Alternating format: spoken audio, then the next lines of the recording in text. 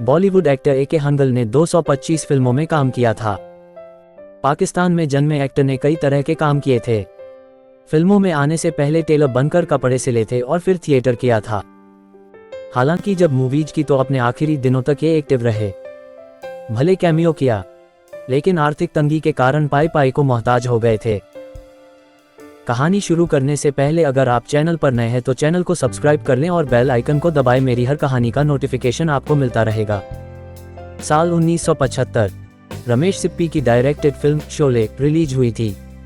इसमें गब्बर सांभा और जयवीर के अलावा ठाकुर की ही चर्चा हुई थी। इसी में एक इमाम चाचा भी थे जिन्होंने भी एक अहम किरदार निभाया था। उसमें इनका ही वो डायलॉग था जो आज भी फेमस है, इतना सन्नाटा क्यों है भाई। उनका असल नाम अवतार किशन हंगल था। अब वह हमारे बीच नहीं है। 2012 में उनका निधन हो गया था।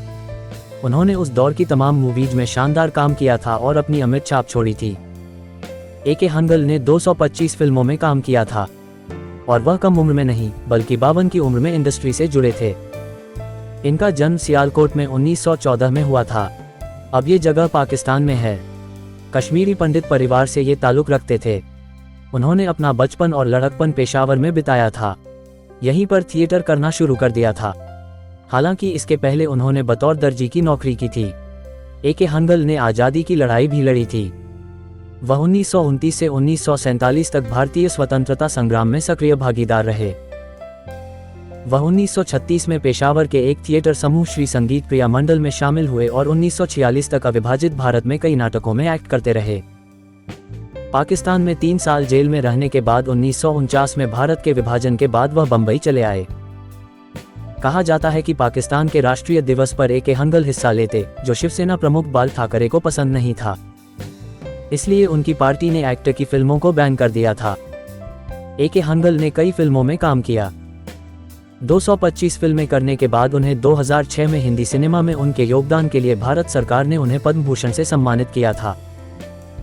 वहीं 8 फरवरी 2011 को हंगल ने मुंबई में फैशन डिजाइनर याजगंजी की समर लाइन के लिए व्हीलचेयर में रैंप पर वॉक किया था। ए के हंगल 2007 में बीमार हो गए थे। उनके पास इलाज करने के लिए पैसे नहीं थे।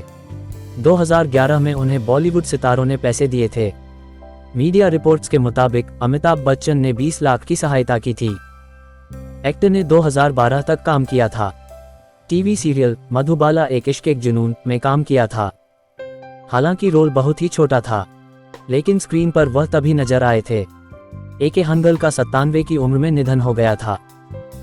बाथरूम में गिरने के कारण उनकी जांघ की हड्डी टूटने के 3 दिन बाद 16 अगस्त 2012 को मुंबई के सांता क्रूज में आशा पारेख अस्पताल में भर्ती कराया गया था।